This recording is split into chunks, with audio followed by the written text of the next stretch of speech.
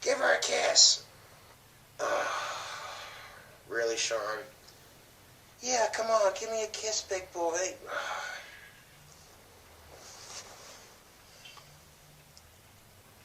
Ooh, you're making me wet. Hey, what's up? Atun-Shei, sir. It is time to make another episode of Checkmate, Lincolnites, our wildly unpopular internet show. No, man, no. I am done talking about the Civil War. Oh, come on now, sir. Everybody wants you to do it. I don't care. I used to think that my Civil War videos could do some good, you know, but nobody's minds are getting changed. They either think I'm a Yankee butthurt soy boy or the second coming of hippie Jesus. You know, there are some people out there who call me a bread tuber. Bread tuber? Does that refer to Vino Farm's early content? No, apparently it's just liberals who make YouTube videos. Well, that's the silliest thing I've ever heard. I know, I'm just so over it. Oh, come now, sir. Well, that's no fun for anybody. No, I mean it, man. I'm done. Just let me make my weird homoerotic Nazi videos in peace. Jesus. I'm sorry you feel that way, sir. I suppose I'll have to do it myself. And I can tell everyone how the War of Northern Aggression was fought over tariffs and taxes. I'm on my way.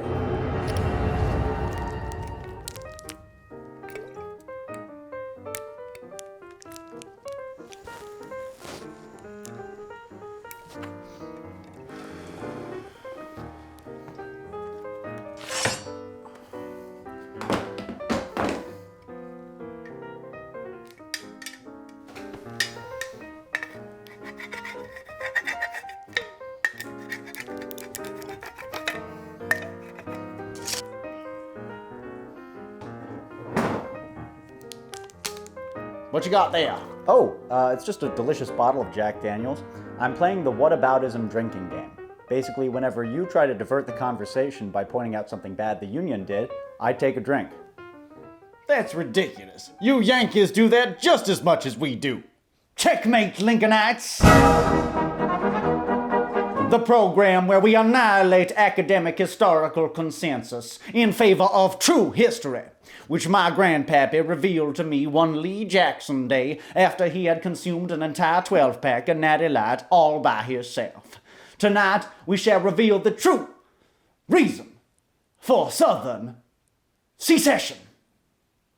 Preserving slavery? Yeah, Civil War was fought over slavery. Not that the South is paying 80% of the taxes of the entire nation. What? Cat got your tongue. Can't think of one of your pithy comebacks? No, I'm just trying to process what you just said. So that's not true. It's not even close to truth. It's not in a 50-mile radius of truth. Like, if you dropped an atomic bomb on truth, what you just said wouldn't even have radiation burns. See, in the days before the Civil War, income taxes, property taxes, sales taxes, those weren't really a thing. So when you're saying taxes, you're referring to tariffs on imports, which is how the federal government made its money.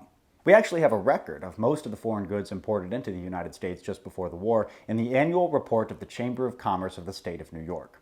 The report shows that from July 1859 to June 1860, $233.7 million worth of foreign goods were brought into the port of New York, of which $203.4 million were subject to tariffs. During that same time period, all other American ports combined took in just $128.5 million worth of goods, of which $76.5 million were subject to tariffs. The numbers don't lie. New York merchants were single-handedly paying 63.5% of all the federal government's revenue that year. And it wasn't just some anomaly. New York had provided nearly 2/3 of the government's revenue in the previous 5 years as well. That city was the government's biggest cash cow by a huge margin, followed only distantly by Boston in second place and New Orleans in third. Hey, did you listen to a word I just said? The South left because of the Morrill Tariff. The Union killed Indians and exiled Jews. Look up Judah P. Benjamin, the Jewish Confederate.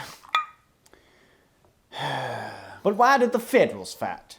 The Yankee mercantilism that was going to be in trouble if the South won its independence. Oh no! They would have a next-door competitor charging a 10% tariff, compared to the Morrill Tariff of 40%. There you go. Ooh. Checkmate, Lincolnites. That's the name of the program. You want to talk about the Morrill Tariff? Let's talk about the Morrill Tariff. Put very simply, it was a reaction to the Panic of 1857, and was meant to jumpstart the nation's struggling economy. It may have aided your Hamiltonian industries, but not our Jeffersonian agriculture. Y'all were just trying to develop your New England factories into something that would rival the profitable and well-established factories of Britain. Meanwhile, you had Pennsylvanians in particular, but many northern industrialists, petitioning the government to make it more favorable for them, financially beneficial for them. The whole affair reeked of nepotism and corruption. Furthermore, You're right. I am? Yes, that is what happened. Wait, we actually agree on something? Yes, the Morrill Tariff was unquestionably favorable for northern interests and detrimental to southern ones. But it wasn't passed through Congress until March of 1861. And if southern states hadn't started seceding in December of 1860, then there's no fucking way it would have gotten passed. So rather than being the cause of secession, the Morrill Tariff happened as a result of secession. In any case, it was just one of many grievances that Southern Democrats had with Northern Republicans. The principal one was the Republican stance on slavery. Saying the Civil War was only about slavery is ignorant. The Civil War was extremely complicated. What about the Tariff of 1861? I literally just Or the talked dozens of newspapers speaking of a tax war. Most historians agree that the Civil War was too complicated to tell. What about the 70% of men who didn't own slaves and fought for what? Well, at least you got the percentage of slave owners right this time. Those newspapers you're referring to were mainly British rags, like the London Times. The Brits, they had a vested interest in keeping that transatlantic cotton trade going to fuel their own industries. Naturally, they sided with the Southern Democrats, who were all about free trade, and they shared their criticisms of the Morrill Tariff, which was extremely protective. The Confederate government desperately needed British assistance if they had any hope of winning the war, so they encouraged that myth that the war was being fought over taxes, Britain, of course, being very anti-slavery at the time.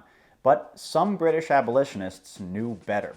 The philosopher John Stuart Mill wrote an opinion piece in a pro-union newspaper in 1862, in which he correctly stated, "There is a theory in England that on the side of the North, the question is not one of slavery at all. The North, it seems, have no more objection to slavery than the South have. Their leaders never say one word implying disapprobation of it. They are ready, on the contrary, to give it new guarantees, to renounce all that they have been contending for, to win back, if opportunity offers, the South to the Union by surrendering the whole point. If this be the true state of the case, what are the Southern chiefs fighting about? Their apologists in England say that it is about tariffs and similar trumpery. They say nothing of the kind. They tell the world, and they told their own citizens when they wanted their votes, that the object of the fight was slavery. The world knows what the question between the North and South has been for many years, and still is. Slavery alone was thought of, alone talked of. Slavery was battled for and against, on the floor of Congress and in the plains of Kansas. On the slavery question exclusively was the party constituted which now rules the United States. On slavery, Fremont was rejected. On slavery, Lincoln was elected. The South separated on slavery, and proclaimed slavery as the one cause of separation." He goes on to predict that as the war continued,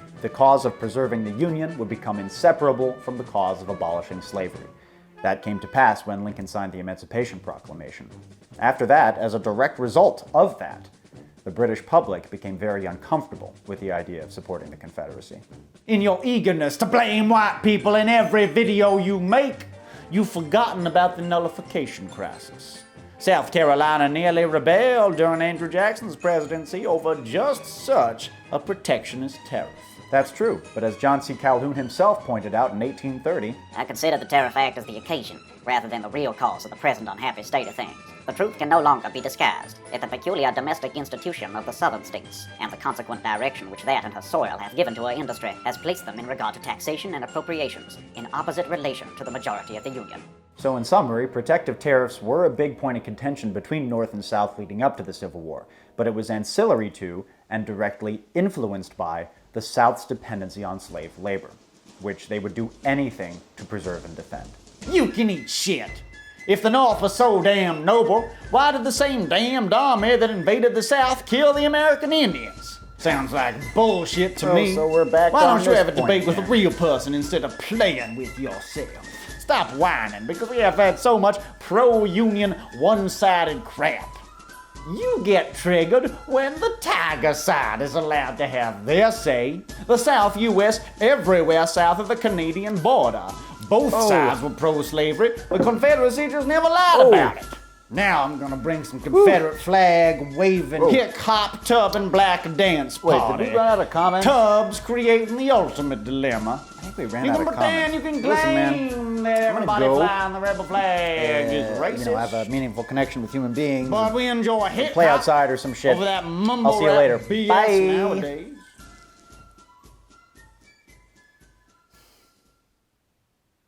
I feel like that went well.